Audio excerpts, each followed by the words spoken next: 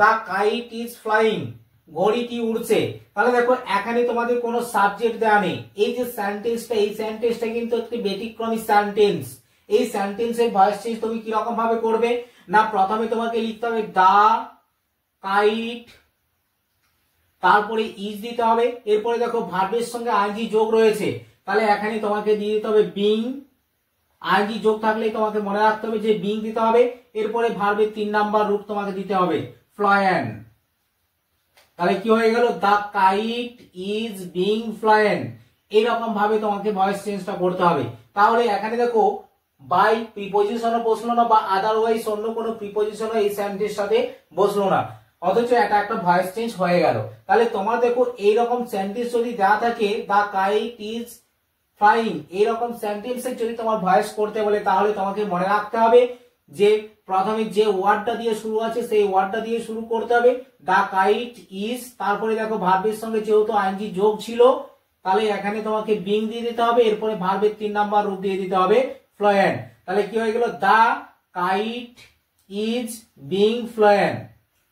এরপরে দেখো দ্বিতীয় সেন্টেন্সটা একই রকম রয়েছে, দা কাউজ আর মিল্কিং। তাহলে এই যে সেন্টেন্সটা, এই সেন্টেন্সের ভয়েসটা তোমার ওইরকম ভাবেই করতে হবে, দা কাইট ইজ বিং ফ্লুয়েন্ট যেমন ভাবে করলাম ঠিক সেই রকম ভাবে এটাকেও তোমার করতে হবে, দা কাউজ আর, যেহেতু ভার্বের সঙ্গে আইএনজি যোগ রয়েছে তোমাকে এখানে দিয়ে দিতে হবে বিং, বিং, তারপরে ভার্বের 3 নাম্বার রূপ দিয়ে দিতে হবে মিল্ক। ভার্বের 3 নাম্বার রূপ হয়ে গেল মিল্ক। তাহলে অ্যান্সারটা দেখো কিরকম হলো, the cows are being milk. Okay, এরপরে দেখো পরের যে সেন্টেন্সটি রয়েছে, you are to make this arrangement. এই যে সেন্টেন্সটা দেখো, ইউটা হচ্ছে সাবজেক্ট, আর টু মেক এটা হচ্ছে ভার্ব, আর এই অংশটাকে বলা হবে অবজেক্ট। তাহলে দেখো এই সেন্টেন্সটাতে সাবজেক্ট ভার্ব অবজেক্ট রয়েছে, কিন্তু এই সেন্টেন্সটার উত্তরটা কিরকম ভাবে তোমাকে লিখতে হবে, প্রথমে তোমাকে লিখতে হবে দিস অ্যারেঞ্জমেন্ট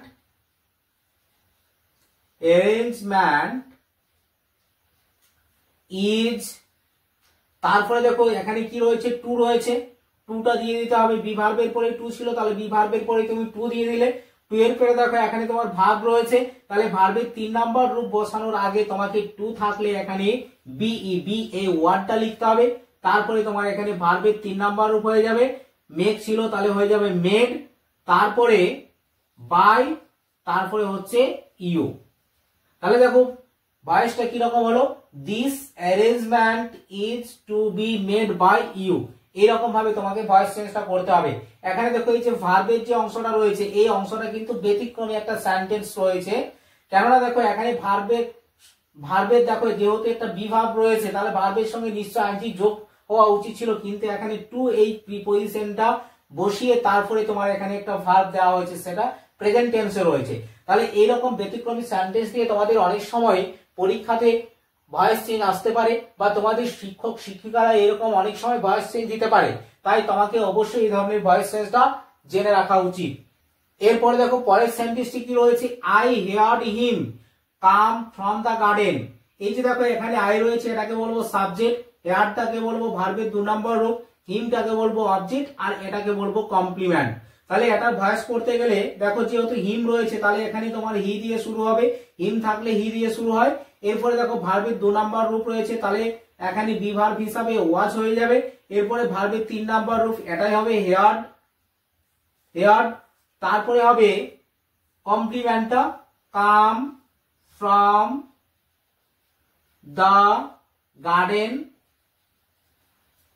এরপরে দেখো সাবজেক্ট হিসাবে আই রয়েছে, এইখানে তুমি বাই মি এই অংশটা দিতেও পারো আবার নাও পারো, দিলেও হবে না দিলেও হবে। তাহলে দেখো ভয়েসটা আশা করি তোমরা এটা বুঝতে পারলে। এরপরে দেখো পরের সেন্টেন্সটি কি রয়েছে, the novels of Tolstoy interest me. তাহলে দেখো এই যে দ্য নভেলস অফ টলস্টয় এটাকে সাবজেক্ট বলবো, ইন্টারেস্টটাকে ভার্ব বলবো, আর মিটাকে অবজেক্ট বলবো। তাহলে দেখো এখানে তোমার কিরকম ভাবে হবে, এখানে মি রয়েছে তার মানে এখানে আই দিয়ে শুরু হবে, এরপরে দেখো এখানে তোমার ভার্বটা রয়েছে ভি1 রূপ অর্থাৎ প্রেজেন্ট রূপ রয়েছে, তাহলে এখানে আই এর পরে এম দিয়ে দিতে হবে, বি ভার্ব হিসাবে আই এর পরে এম বসবে। এরপরে দেখো ভার্বের 3 নাম্বার রূপ বসবে ইন্টারেস্টেড। ইন্টারেস্টেড ভার্বের 3 নাম্বার রূপ দিয়ে দিলে, ভার্বের ভিতরি রূপ দিয়ে দিলে, এখানে বাই প্রিপজিশন বসবে না, এখানে বসবে in the novels of Tolstoy. Tolstoy. তাহলে দেখো আজকে আমি তোমাদের যে ব্যতিক্রমী ভয়েস চেঞ্জ গুলো শেখালাম, এই ভয়েস চেঞ্জ গুলো আশা করি তোমরা বুঝতে পেরেছো। এরপরে দেখো পরের যে ব্যতিক্রমী সেন্টেন্স এর ভয়েস চেঞ্জ গুলো আমি শেখাচ্ছি, এই সেন্টেন্স গুলো কিরকম ভাবে তোমরা ভয়েস চেঞ্জ করবে। এখানে দেখো তোমার বলে দেওয়া রয়েছে passive voice with object employed, এখানে উইথআউট বাই, অর্থাৎ বাইটা কিন্তু থাকবে না। তাহলে তোমাকে দেখো এখানে যে প্রথম যে সেন্টেন্সটা আমি দিয়েছি, I have lost my pen, আমি আমার কলমটা হারিয়েছি। তাহলে দেখো এখানে সাবজেক্ট হিসাবে রয়েছে আই, আর হ্যাভটা হচ্ছে এখানে হেল্পিং ভার্ব এইচ ভি, আর এটাকে আমরা লসটাকে বলবো এম ভি মেন ভার্ব, আর মাই পেনটা হচ্ছে অবজেক্ট। তাহলে এখানে দেখো যেহেতু বলা হয়েছে উইথআউট বাই, অর্থাৎ বাই কিন্তু থাকবে না, বাই অংশটা তোমার দেওয়ার প্রয়োজন নেই এই ভয়েসের ক্ষেত্রে। তাহলে এখানে দেখো তোমাকে কি লিখতে হবে, মাই পেন, আগে অবজেক্টটা লিখতে হলো। এরপরে দেখো মাই পেন যেহেতু থার্ড পারসন সিঙ্গুলার ফর্ম, তাহলে থার্ড পারসন সিঙ্গুলার ফর্ম হলে তোমার এখানে বসবে হ্যাজ, তারপরে হ্যাজ থাকলে বিন দিয়ে দিতে হয়, বিন। তারপরে হচ্ছে ভার্বের 3 নাম্বার রূপ lost, my pen has been lost. তাহলে এরকম ভাবে লিখে দিলে হয়ে যাচ্ছে। এরপরে দেখো এখানে বাইয়ের যে পরের অংশটা রয়েছে বাই মি, এটা কিন্তু দেওয়ার প্রয়োজন নেই, এরকম ভাবে লিখে দিলেই তোমার ভয়েস চেঞ্জটা হয়ে যাবে। এরপরে দেখো পরের যে অংশটি রয়েছে somebody has stolen my purse, তাহলে এখানে সামবডি এটাকে সাবজেক্ট বলবো, হ্যাভ হ্যাজটাকে বলবো এইচ ভি হেল্পিং ভার্ব, আর স্টলেনটাকে বলবো এম ভি মেন ভার্ব, আর এখানে মাই পার্স এটা হচ্ছে অবজেক্ট। তাহলে এখানে তোমার অবজেক্ট দিয়ে শুরু হবে মাই পার্স,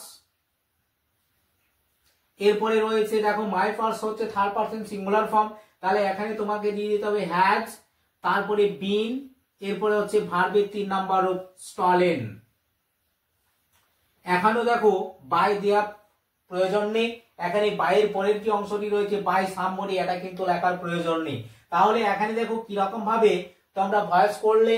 আজকে আমি তোমাদের যে সিস্টেমে ভয়েস চেঞ্জটা শিখিয়ে দিলাম, আশা করি তোমরা এটা বুঝতে পেরেছো। তো ভিডিওটা আজকে এই পর্যন্তই। ভিডিও শেষ করার পূর্বে তোমাদের কাছে ছোট্ট একটা রিকোয়েস্ট, তোমরা যদি আমার চ্যানেলে এসে থাকো প্রথমবার, তাহলে তোমরা অবশ্যই আমার চ্যানেলটি সাবস্ক্রাইব করে অন নোটিফিকেশন অন করে দেবে।